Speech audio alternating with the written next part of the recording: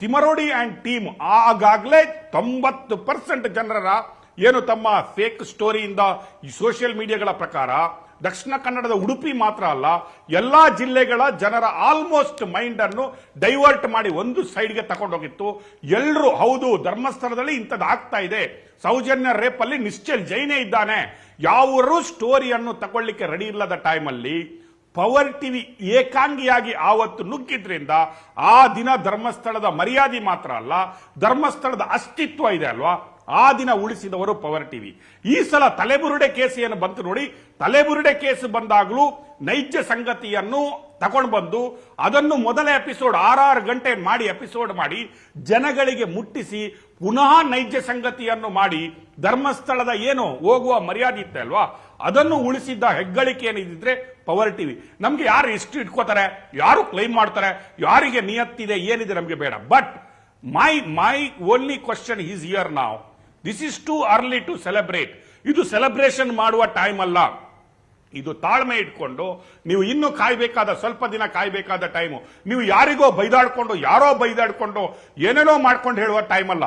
ಕಾಯುವ ಸತ್ಯ ಹೊರಗಡೆ ಬರುತ್ತೆ. ಧರ್ಮ ಯುದ್ಧ ಅಂತ ಸಾರಿದ್ದೇ ಪವರ್ ಟಿವಿ.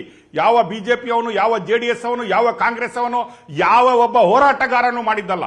ಇದು ಧರ್ಮಸ್ಥಳದ ಮಂಜುನಾಥರ ಎದುರುಗಡೆ ಆ ಧರ್ಮ ಯುದ್ಧವನ್ನು ಸಾರಿದ್ದೇ ಪವರ್ ಟಿವಿ.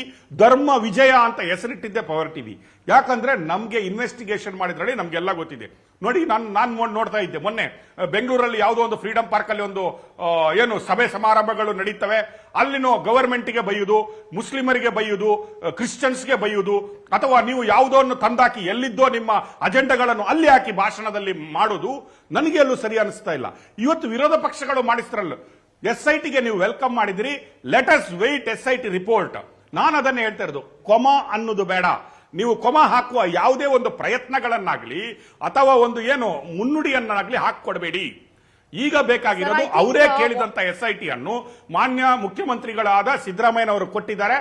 ಅವರೇ ಕೇಳಿದಂತಹ ಪ್ರಣಬ್ ಮೊಹಂತಿ ಅವರನ್ನು ಸಿದ್ದರಾಮಯ್ಯನವರು SIT ಹೆಡ್ ಆಗಿ ಮಾಡಿದ್ದಾರೆ.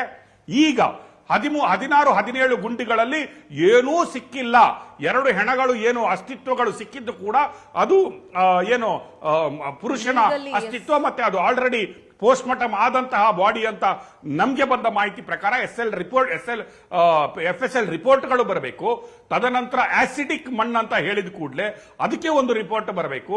ಅದರ ನಂತರ ಈಗ ರಿವರ್ಸ್ ಇನ್ವೆಸ್ಟಿಗೇಷನ್ ಸ್ಟಾರ್ಟ್ ಆಗಿರೋದ್ರಿಂದ ನಾವುಗಳೆಲ್ಲ ನಾ ಮುಂದು ಅಂತ ಹೇಳ್ಬಿಟ್ಟು credit ತಗೊಳ್ಳೋದಕ್ಕಿಂತ let us wait honestly.